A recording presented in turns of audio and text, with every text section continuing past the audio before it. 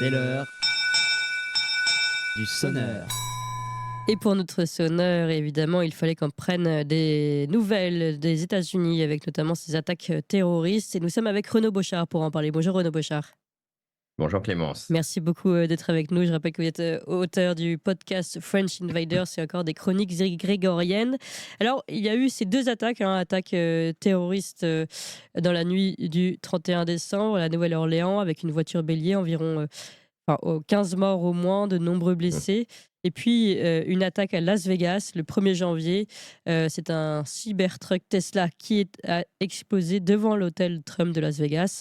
Depuis, le suspect s'est suicidé. Vous aviez des choses à dire sur ces événements. Oui, ce sont des événements très, très difficiles à démêler. Alors, pour une chose, je dirais que il y a un seul événement terroriste, c'est celui de la Nouvelle-Orléans et l'autre est un suicide, dans des conditions assez troubles. Là, je vais vous emmener dans un périple dans l'extravagance quand on va commencer à parler de l'affaire de Las Vegas. D'accord. Mais, ce qui a été le point commun entre ces deux événements, c'est d'abord que les 2 personnes sont décédées dans les attentats, enfin, dans l'explosion et les tueries, la fusillade à la Nouvelle-Orléans. C'est tout à fait commode et on a vu, le FBI rompre avec un certain nombre de pratiques, qui étaient les siennes jusqu'alors, en étant tout à fait disert sur ces 2 événements, en prenant des conclusions formelles, dans des temps très limités, alors que, on a d'autres événements, ne serait-ce que, les tentatives d'assassinat contre, Donald Trump, au cours de l'été, Et oui. dans lesquels on est dans un complet blackout. Donc là, c'est le point commun entre ces 2 affaires, qui sont, tout à fait, particulières et à tel point d'ailleurs que la lettre d'information de Scroll, qui est à mon avis une des lettres d'information les plus fiables sur ce qui est en train de se passer, vraiment c'est du journalisme très rigoureux de Scroll, sur ce qui est en train de se passer, aux États-Unis, a renommé le FBI le Bureau of Enforcement, of Narrative Enforcement, le bureau de gestion du récit en fait. Et on va voir que, ils vont pas avec le dos de la cuillère. Alors, commençons par l'attaque de la Nouvelle-Orléans, qui est D'accord. la plus simple, à comprendre. Là, on est véritablement dans une attaque terroriste, qui a été réalisée sur, le modèle des attentats de Daesh, à Nice, Oui. et à Berlin. Et on peut même dire, alors c'est un peu différent parce qu'il y a l'attentat de Magdebourg qui là a été une sorte de copycat de l'attentat de Berlin, dans des conditions tout à fait étonnantes. Mais l'attentat de la Nouvelle-Orléans, alors son auteur, s'appelle, Shamsuddin Jabbar. Alors c'est un autre point commun entre les deux événements, c'est que ce sont deux agents, deux officiers des forces armées. D'ailleurs, ils s'étaient croisés dans le même fort, apparemment à Fort Bragg.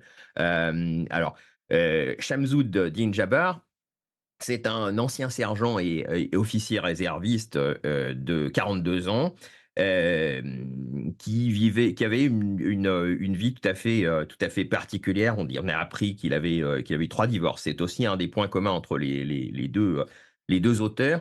C'est qu'ils avaient une vie conjugale, très compliquée, comme un grand nombre d'ailleurs de militaires qui ont des vies qui sont complètement brisées par leur emploi dans les forces armées, et leur déploiement, sur des terrains d'intervention à l'étranger.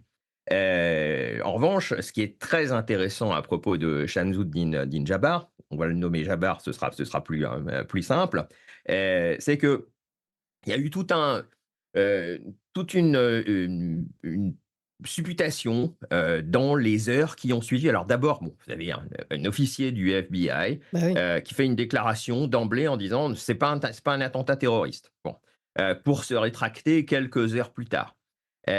Donc, chose tout à fait bizarre, sachant qu'il avait quand même un drapeau, de Daesh, sur son pick-up. Oui. Hem, On a appris donc qu'il vivait, alors il résidait à Houston, il vivait dans un mobil-home misérable parce qu'en fait, il est plumé par 3 divorces et par des pensions alimentaires qu'il verse à ses anciennes femmes. Et on a appris que ce qui transparaît de ce que nous disent les autorités, c'est qu'il voulait au départ, il aurait filmé 5 vidéos sur Facebook déclarant son allégeance à Daesh dans les heures précédant l'attentat à la Nouvelle-Orléans. Très, très bizarre, vidéos d'ailleurs qui sont pas disponibles. Le public ne peut pas consulter ces vidéos. Donc on Mmh. parle de ces vidéos, mais personne ne peut les voir. Donc là, on est dans un complet blackout. Alors il était fidèle de la mosquée Masjid Bilal, qui est une mosquée fondamentaliste, à Houston, qui est affiliée à la Islamic Society of North America, dont je rappelle qu'elle est nommée comme complice dans la plainte de la Holy Land Foundation contre le Hamas, comme étant une des sources de financement du Hamas. Donc là, ça commence déjà à Oui. devenir tout à fait intéressant. On apprend aussi que cette mosquée, que la Islamic Society of North America, elle fait partie du réseau des frères musulmans. Bon, c'est aussi autre chose.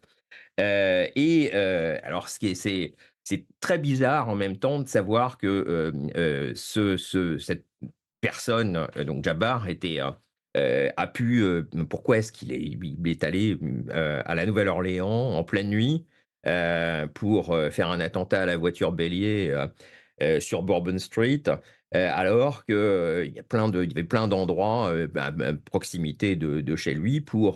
pour réaliser, Cette les mêmes attaque. Oui. des attaques de même ampleur.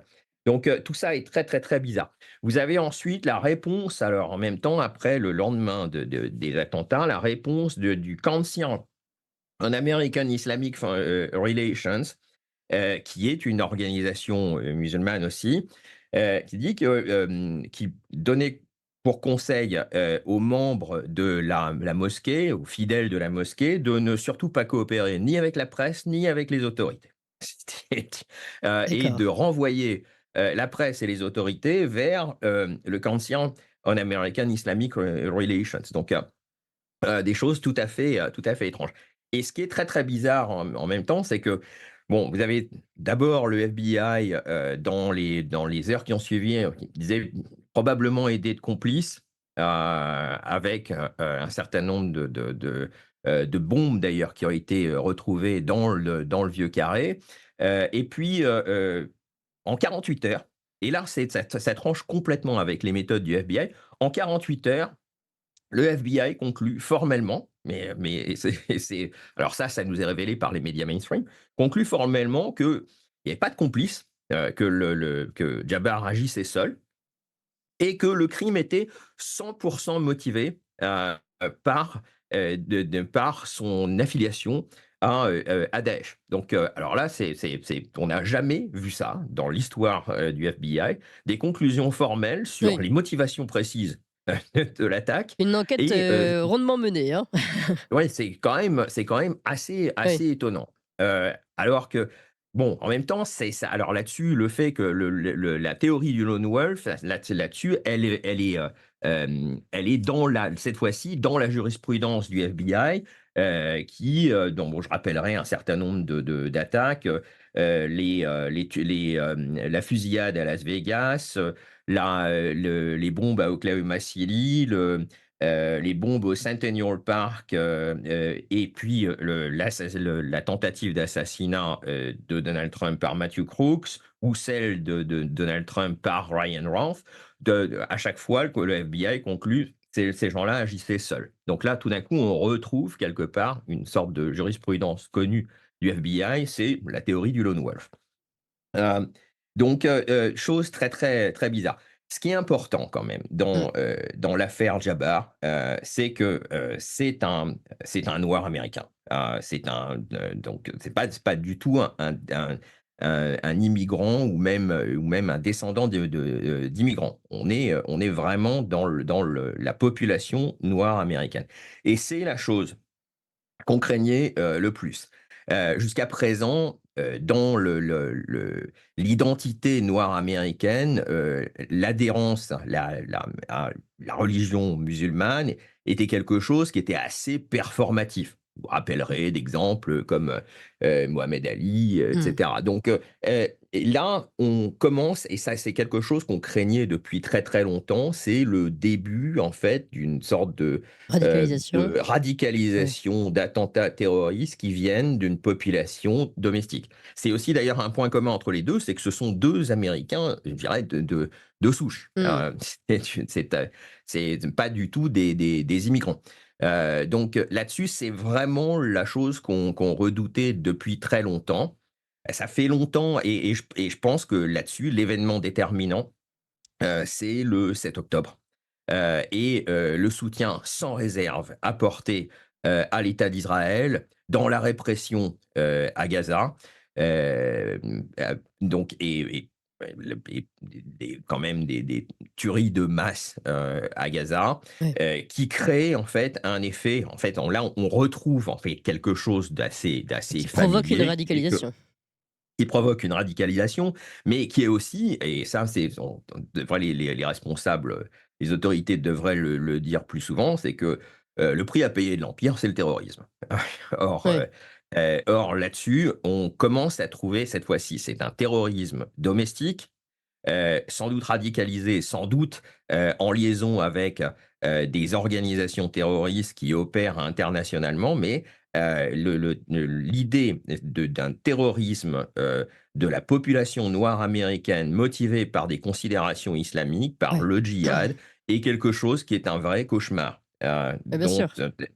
Euh, Donc pour nous, c'est vraiment quelque chose d'extrêmement important, ce René ce qui Bochard, vient de se juste une passer. question. Est-ce que vous pensez que c'est la raison, cette radicalisation liée à une politique internationale américaine, le fait, mais justement, vous l'avez expliqué, que ce soit très grave pour les Américains, est-ce que c'est la raison pour laquelle, comment dire, les informations qui sont filtrées sont extrêmement limitées et orientées? Est-ce que c'est la raison pour laquelle vous, parce que depuis le début vous Ah ben, sous-entendez qu'il y a beaucoup de mystères et que certaines choses ne sont pas dites, est-ce que c'est mmh. ça où on cherche en fait à rattraper finalement, euh, entre guillemets, cet attentat, je ne sais plus comment, il y a une expression américaine, de sauver les damage, pour pouvoir essayer de récupérer l'information et la mener là où on veut, c'est-à-dire ne surtout pas sous-entendre que les Américains ont mené une mauvaise politique, par exemple, internationale. Ah oui, c'est du psyop, c'est des opérations psychologiques, hein. Alors là-dessus, ce qui est important, c'est qu'en même temps, il faut voir que les autorités sont assez disertes par la voie des médias mainstream. On a vu notamment une journaliste faire un reportage depuis le mobil-home de Jabbar, où elle montrait le Coran ouvert, hein, une page particulièrement appelant au djihad, etc. Mmh. Donc là-dessus, on a des événements tout à fait troublants, et on va le voir quand on va commencer à parler de l'affaire de Las Vegas, et encore l'affaire Jabbar. Je dirais que pour l'instant, on arrive quand même à se repérer Mmh. dans l'affaire Jabbar. Mais il est évident que on est dans une opération de manipulation de l'opinion par les agences de renseignement, et avec la complicité des médias. Donc là-dessus, c'est tout à fait trouble. Et D'accord. d'autant que ça intervient dans un contexte où on voit qu'il y a quand même beaucoup de choses qui sortent, comme l'affaire Luigi Mangione dont on avait parlé Eh oui. il y a quelques semaines, qui est aussi tout à fait ambivalente. Oui, C'est le moins c'est le qu'on moins qu'on puisse puisse dire. dire. Je rappelle à tous nos auditeurs que vous pouvez retrouver d'ailleurs cette émission évidemment sur notre site. Alors, allons sur l'autre affaire, l'affaire de Las Ah, Vegas. alors là, on va partir en vrille, hein. C'est cette autre affaire, donc là, c'est un individu qui était aussi un sergent, mais alors là, qui est vraiment un super soldat, hein. C'est un béret vert. C'est quelqu'un, c'est un membre des forces spéciales. Ah oui, À peu ouais. près le même âge que Jabbar d'ailleurs. Jabbar a 42 ans et puis donc Matt Lievelsberger, puisque c'est son nom, a 37 ans. Donc là, on a un super soldat. Vraiment le genre de personne qui peut faire exploser un pont à suspension, des grosses infrastructures avec une allumette, hein. D'accord. C'est là, on connaît quelqu'un qui fait partie des troupes d'élite.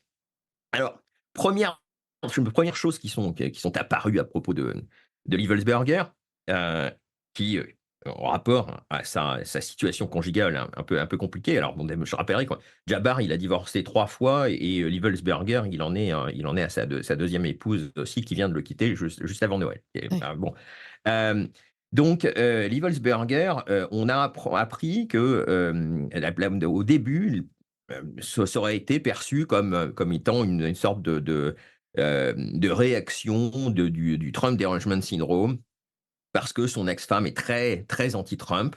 Mais en fait, là-dessus, les médias se sont trompés. C'était pas il se trouve qu'entre temps, il s'est remarié, et que, pas du tout. Lievelsberger, en fait, est très pro-Trump, en Ah fait, oui. hein. C'était Ah oui, oui, parce qu'on a il y a pu croire aussi je rappelle que c'était devant l'hôtel de Trump, donc c'était une attaque ou au moins ah beh, un avertissement. oui, alors, c'est vrai que au départ, l'explication simple et logique, c'était, c'est le Trump derangement syndrome. En même temps, c'est là quand on commence à se pencher sur les circonstances de l'attentat, il a, pris un Cybertruck de Tesla qui a des renforcements, des armatures en acier qui font que précisément une bombe, à l'intérieur, loin d'être une bombe extrêmement puissante, mais là, il avait employé vraiment des moyens tout à fait rudimentaires, des explosifs tout à fait rudimentaires, ce qui colle pas avec Oui, avec le le personnage qui est profil censé de être super, ah beh, maître en la matière. qui est un spécialiste des explosifs, Oui, contrairement à Jabbar en oui, plus, hein. oui.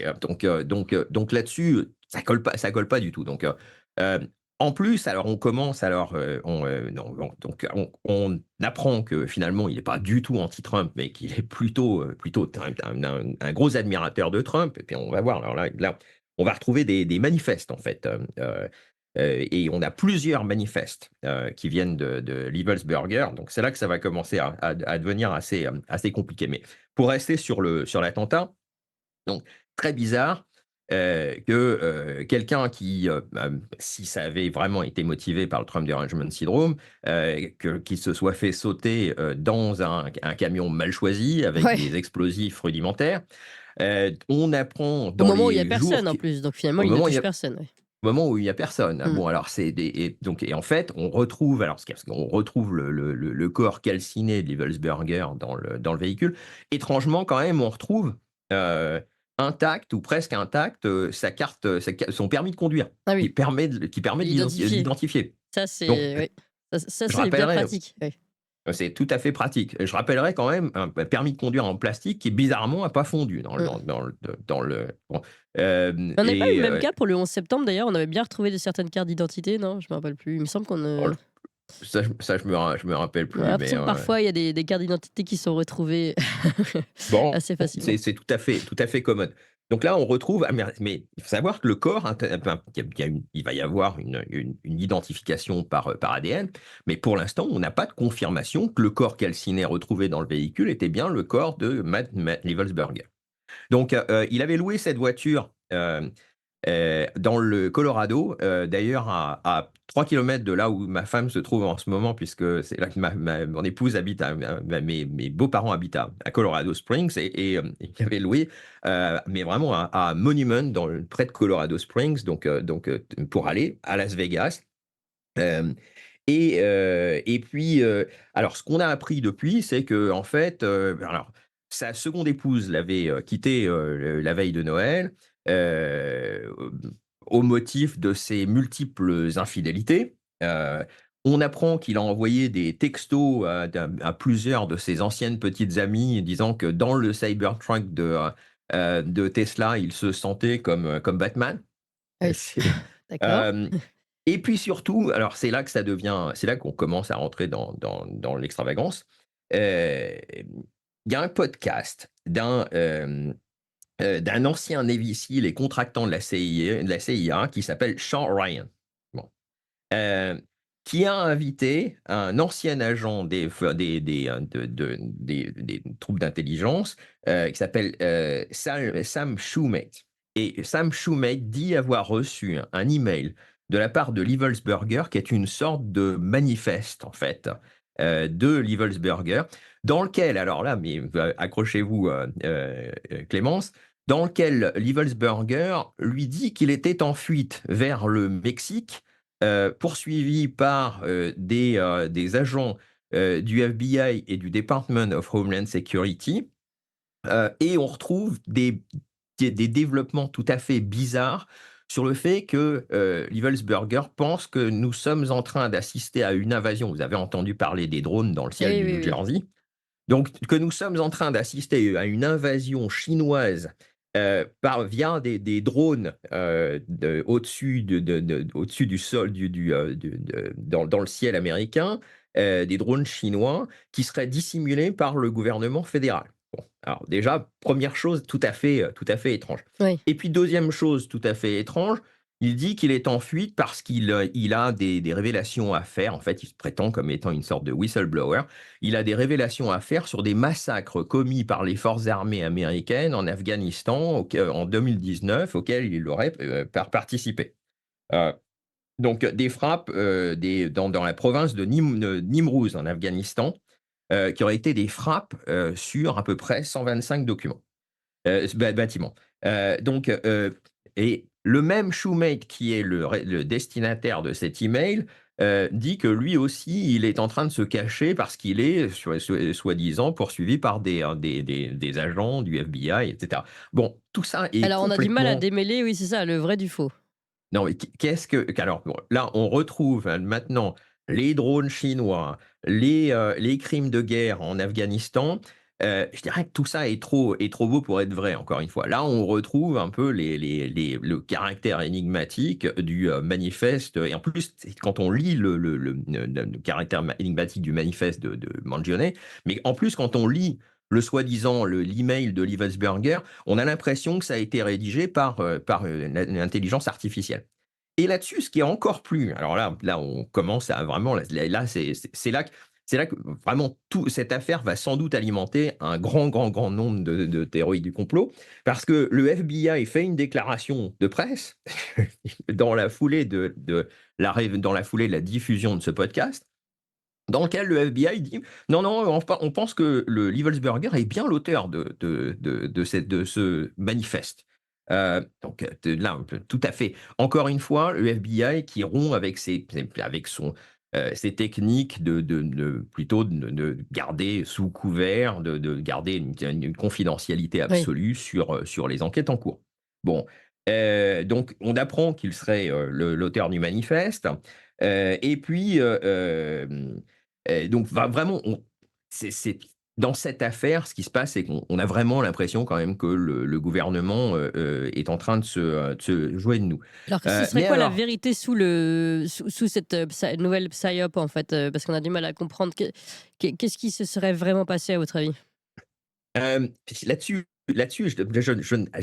je crois qu'on ne peut que spéculer sur ce qui Alors, s'est passé. votre Moi, spéculation, ouais. ce que je pense, c'est que c'est un suicide spectaculaire. Alors, ce que je pense, c'est que Un peut-être, suicide forcé ou un d'abord, suicide? bon, si c'est bien Burger, ce serait une sorte de suicide spectaculaire qui serait motivé sans doute par des troubles mentaux liés à la présence dans les forces armées, à une vie conjugale extrêmement compliquée. Mais ça, je dirais, c'est l'explication la plus simple. Ouais. L'autre explication, c'est que le corps calciné retrouvé dans le N'est Cybertruck pas le sien. Tesla, n'est pas le sien. Ouais. Donc, d'autant qu'on a appris qu'il se serait tiré dans la tempe avant de faire détonner, avant l'explosion. Ah Donc oui. c'était chose tout à fait. Et le FBI, encore une fois, rompant avec ses techniques habituelles, donne des détails extrêmement précis via la presse mainstream sur l'arme utilisée pour se tirer Quels sont dessus. les objectifs du FBI de détourner l'information? Qu'est-ce qu'ils veulent cacher cette fois-ci? Là- alors là-dessus, je pense que la meilleure explication, elle vient d'un article de Matt Taibbi qui s'appelle Gaslit, qui est sorti dans les jours qui ont suivi. Un Taibbi qui est complètement, d'ailleurs, qui habite dans le New Jersey, qui parle de ces drones dans le ciel Mmh. du New Jersey, etc. Et Taibbi dit tout simplement que pour lui, c'est une sorte de. Alors, je trouve la théorie tout à fait intéressante. Il dit qu'en fait, ce que fait le FBI avec des démonstrations ostentatoires d'incompétence et de comportements remplis de contradictions sera une sorte de façon de paralyser l'audience qui tout d'un coup finit par se poser des questions multiples sur les circonstances des événements qu'on est en train de commenter, Mmh. plutôt que de se demander ce que fait effectivement le gouvernement. Donc là-dessus, c'est vrai que on a une multiplication. Alors, il y a l'affaire Mangione avec ce Oui, oui. manifeste qui n'en est pas un, qui en plein milieu du manifeste dit bon, en fait, je suis pas la même personne la mieux qualifiée pour parler de l'assurance maladie, alors que c'est quand même le motif du meurtre. On a maintenant ces deux étranges membres des forces armées qui commettent des actes, enfin, l'un un attentat terroriste, l'autre une sorte de suicide spectaculaire sur fond de ressentiment envers les femmes de son existence, hein. Oui. Tout ça est tout à fait étrange. Maintenant, je pense qu'effectivement, on a une sorte. Alors, tout ça s'inscrit, à mon avis, dans toute une sorte de gestion du récit par la communauté du renseignement et par les médias mainstream qui fait que on a quand même vraiment l'impression que le gouvernement se joue de nous. C'est Ouais. d'ailleurs le titre Gaslit, hein, on est dans une multiplication à l'infini de choses, d'événements qui Étrange, ouais. suscitent une infinité de théories complot. Mmh.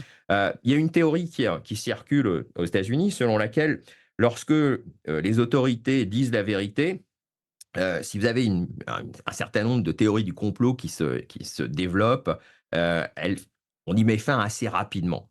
En revanche, si les autorités mentent, vous avez cette fois-ci une multiplication à l'infini de théories du complot.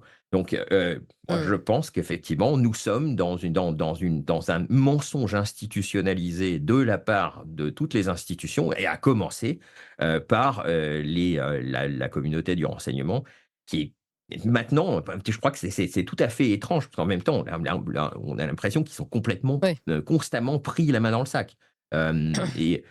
Et c'est là-dessus, c'est tout à fait. Et je pense que dans l'affaire Jabbar, la multiplication de comportements contradictoires était là pour, en fait, empêcher d'ailleurs qu'on se concentre sur ce que veut dire le surgissement d'un terrorisme venant de la population noire américaine, et alors qu'en même temps, on apprend, il y a un rapport de la commission sur la weaponization of the federal government, donc sur l'instrumentalisation du gouvernement fédéral à des fins politiques, notamment à des fins de répression de l'opposition. On apprend que le FBI a infiltré des paroisses catholiques, là, Oui. notamment Les plus dangereuses, c'est bien connu. Ouais. euh, et que être catholique pratiquant est considéré comme étant un signe de domestique, un symptôme de terrorisme domestique. Ouais. Alors que d'un autre côté, vous avez quelqu'un qui est infidèle d'une mosquée fondamentaliste à Houston, qui apparemment ne faisait l'objet d'aucune mesure de surveillance. Donc, il n'y a pas beaucoup de mosquées Ouais. fondamentalistes sur le territoire américain. C'est pas la même chose qu'en France. C'est Oui, beaucoup plus facile facile de les de surveiller. Exactement. Merci beaucoup Renaud Bochart, on a compris, on est dans une manipulation de l'information des autorités américaines et des services de renseignement surtout, et peut-être aussi une panique aussi avant la prise de pouvoir de Donald Trump. On aura le temps d'analyser tout ça de nouveau ensemble. Renaud Bochart, je rappelle votre podcast French Invaders et votre Substack Les Chroniques grégoriennes. Merci encore. Merci Clémence.